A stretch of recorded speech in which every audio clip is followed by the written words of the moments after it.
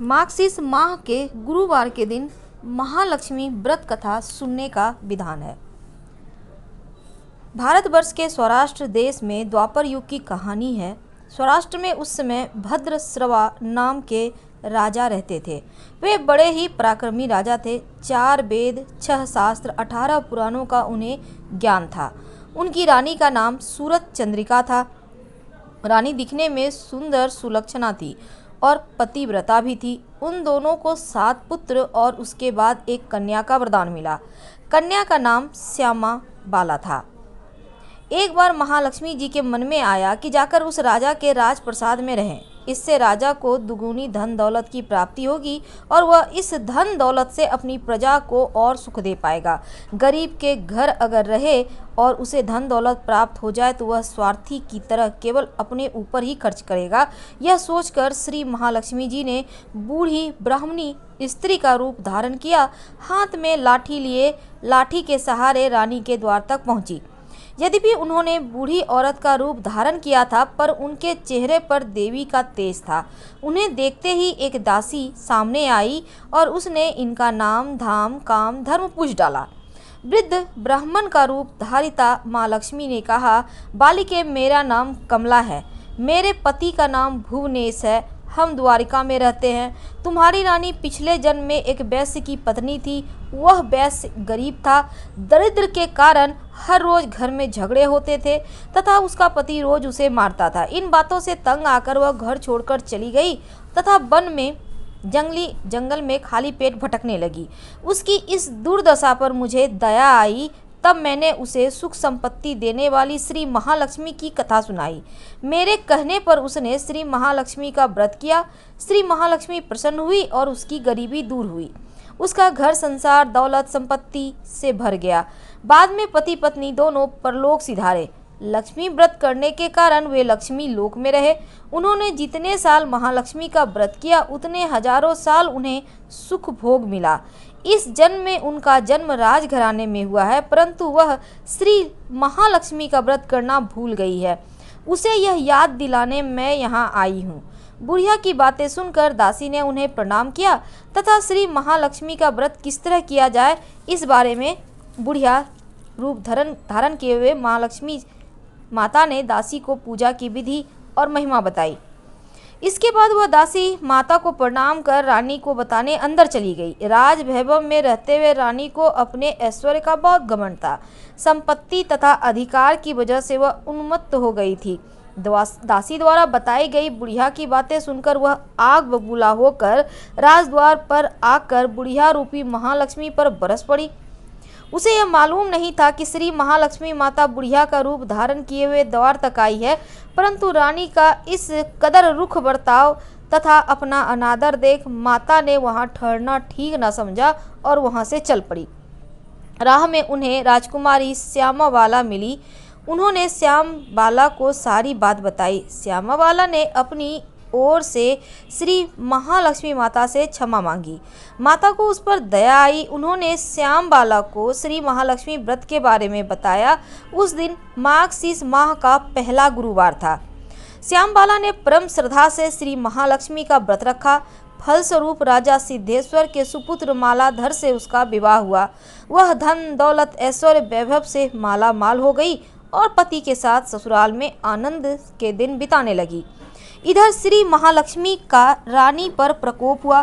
फलस्वरूप राजा भद्रश्रवा का राज्य एवं जो कोष था सब नष्ट हो गया। यहाँ तक कि खाने के लाले भी पड़ गए। ऐसी हालात में एक दिन रानी ने राजा से निवेदन किया, हमारा दामाद बड़ा राजा है, धनवान है, ऐश्वर्यशाली है, क्यों न उनके पास जाएं, अपना हाल उसे बताएं, वह जरूर हमारी मदद करेगा। इस बात पर राजा भद्रश्रवा दामाद के पास रवाना हुए। राज्य में पहुंचकर एक तालाब के किनारे थोड़ी देर विश्राम करने के लिए ठहरे। तालाब से पानी लेने जाते दासियों ने उन्हें देखा। बड़ी विनम्रता से उनकी पूछताछ की। उन्हें मालूम हुआ कि वे रानी श्याम बाला के पिता हैं, तो दौड़ते हुए जाकर उन्होंने रानी को सारी बात बताई। रानी ने दासी के हाथ राज परिधान भेजकर बड़े ठाठ से उनका स्वागत किया, आदर सत्कार किया, खान पान करवाया। जब वे लौटने लगे तो सोने की मोहरों से भरा घड़ा दिया। राजा भद्रश्रवा जब वापस लौटे तो उन्हें देखकर रानी सूरज चंद्रिका खुश हुई। उन्होंने सोने की मोहरों से भरे घड़े का मुंह खोला, पर हाय भगवान, घड़े में धन के बदले कोयले मिले। यह सब श्री महालक्ष्मी के प्रकोप से हुआ। इस प्रकार दुर्दशा में और कई दिन बीत गए। इस बार रानी स्वयं अपनी कन्या के पास गई। वह दिन अगहन माह का अंतिम गुरुवार था।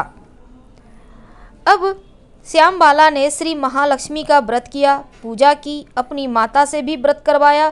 इसके बाद रानी अपने घर आ गई। श्री महालक्ष्मी का व्रत रखने पर उसे फिर से अपना राजपाट, धन दौलत, ऐश्वर्य प्राप्त हुआ। वह फिर से सुख शांति आनंद में जीवन जीने लगी। कुछ दिनों के बाद राजकन्या श्यामबाला अपने पिता के घर आई।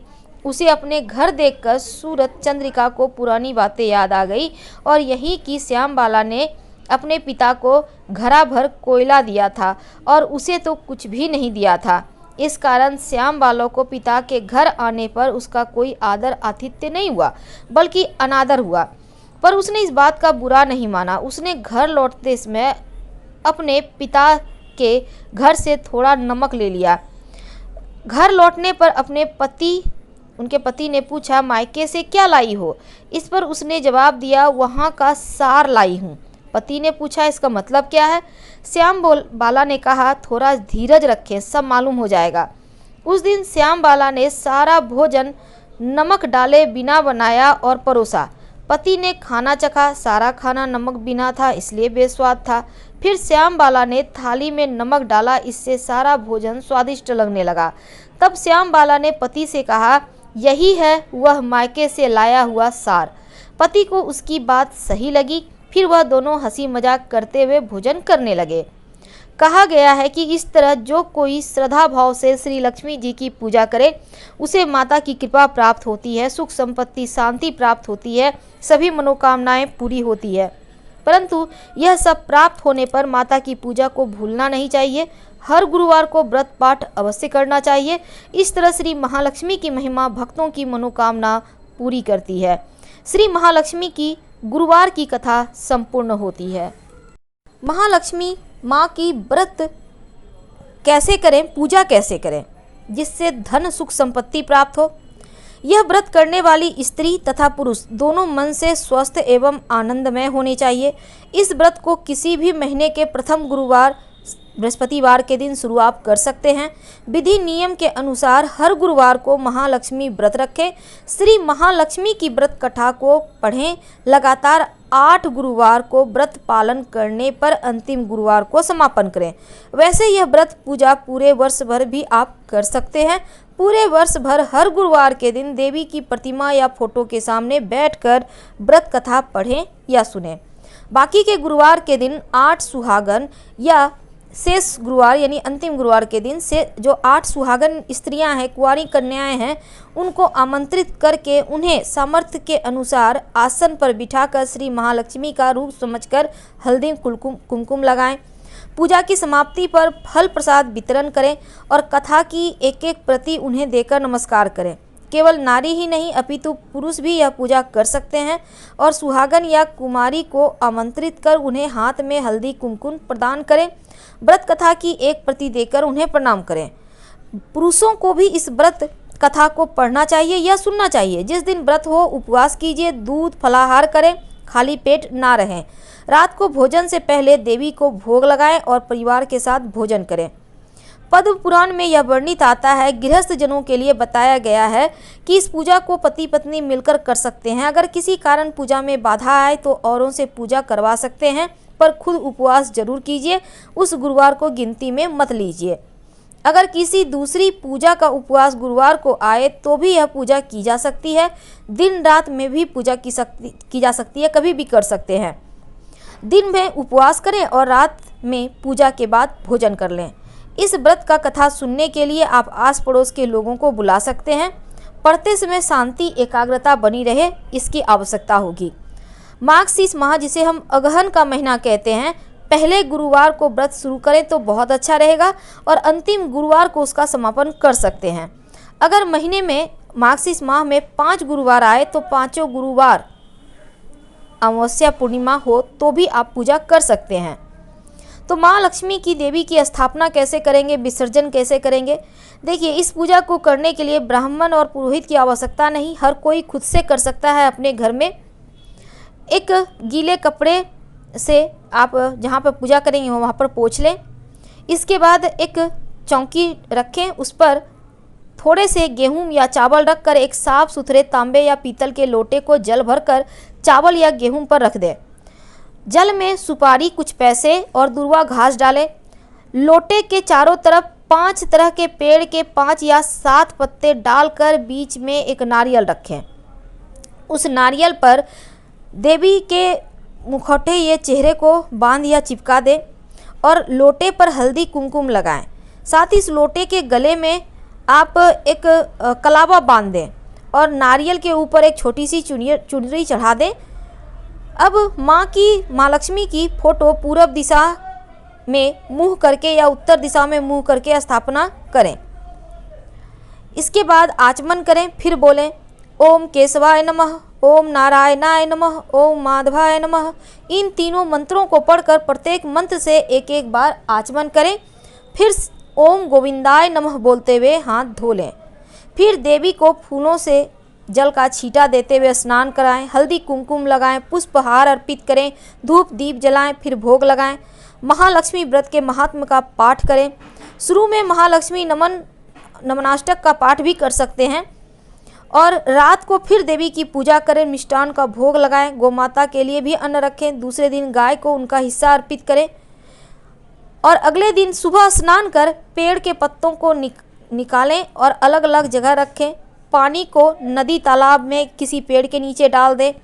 पूजा की जहाँ पर आपने हल्दी कुमकुम छिड़क कर 3 बार प्रणाम करें और 4 गुरुवार हो तो चारों गुरुवार और 5 हो तो 5 गुरुवार में पूजन करना है। याद रखिएगा, मार्गशीर्ष महीने में पद्म पुराण में कहा गया है, जो भक्त हर वर्ष श्री महालक्ष्मी जी का यह व्रत करेगा उसे सुख संपदा धन का लाभ होगा। वैसे इस गुरुवार के व्रत को केसरी व्रत भी कहते हैं और महालक्ष्मी का मंत्र, चालीसा, आरती वगैरह भी आप पढ़ सकते हैं। पूजन में जो सामग्री अर्पित किए जाते हैं उसमें एक पानी वाला नारियल, एक सुपारी, एक हल्दी की गांठ, एक सिक्का, आप सोने चांदी का भी सिक्का ले सकते हैं जो कलश में डालने के लिए होगा, बाद में सिक्का को संभाल कर रख लीजिएगा। एक छोटा सा लकड़ी का पाटा, स्वच्छ धुला हुआ वस्त्र चौकी पर बिछाने के लिए और एक कलश जिस पर आप नारियल की स्थापना करेंगे।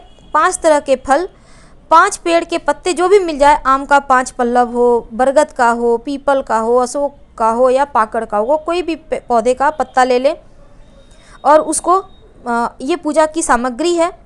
इसके बाद पूजन करने के बाद व्रत कथा, जैसा कि हमने शुरुआत में आपको सुनाया है, जरूर सुने।